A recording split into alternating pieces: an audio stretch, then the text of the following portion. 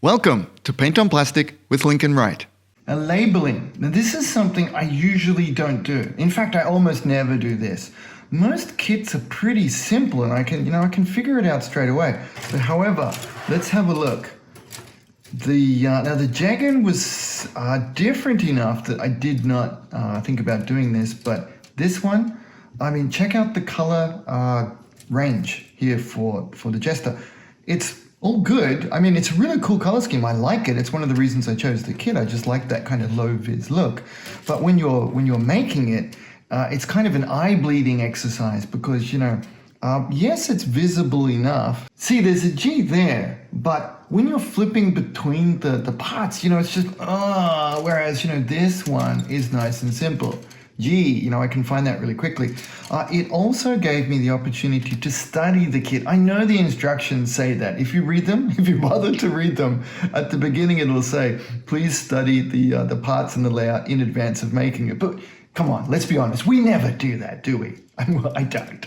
I just fly into it. However, this gave me an additional 10 minutes to kind of move around the kit, see where the parts were laid out, just to know it a little bit better. Now, the other thing is too, I'm doing this kind of hobby style, just like you guys. I'm working on this maybe an hour a day now, maybe less. I'm probably kidding myself that it's an hour. But what happens is in between I completely forget. Oh yeah, these are the H1 sprues that there's a couple of. So coming back, jumping into the instructions, spotting that I need D, this has made it way, way simpler for me. So I'll quickly show you how I did it on the D. I've got some low tack tape that I use for masking purposes. I would just pull off about this much, say 5-6 centimeters, about 2.5 inches, and try to carefully pull it across. Oh, dude, what a pro! Look at that.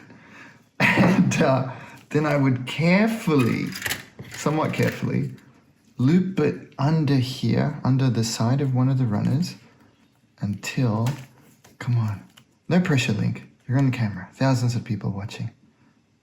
Try to line it up to keep it reasonably square with the runner. That's terrible. Loop it up underneath. Bring both sides together so that it's reasonably clean, like that.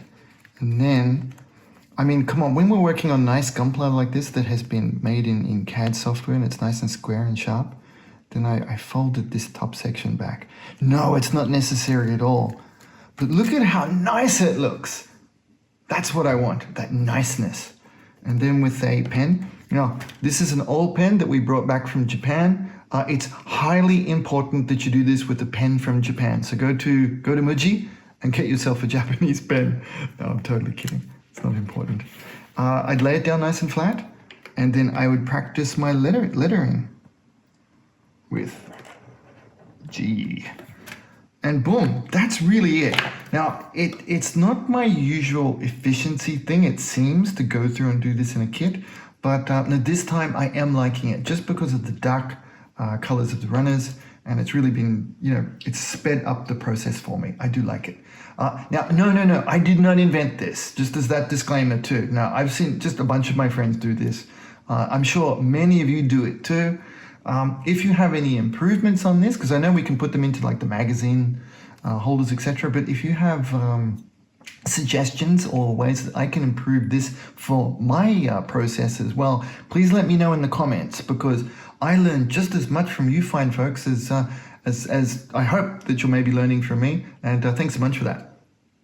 If this is good for you, please mash that like and subscribe button, because I've got loads more cool stuff coming for you. Thanks, guys. Okay, back to actual construction. C was so easy to find with me. See? It's working. Oh, that is wrong on so many levels. Worst dad jokes ever.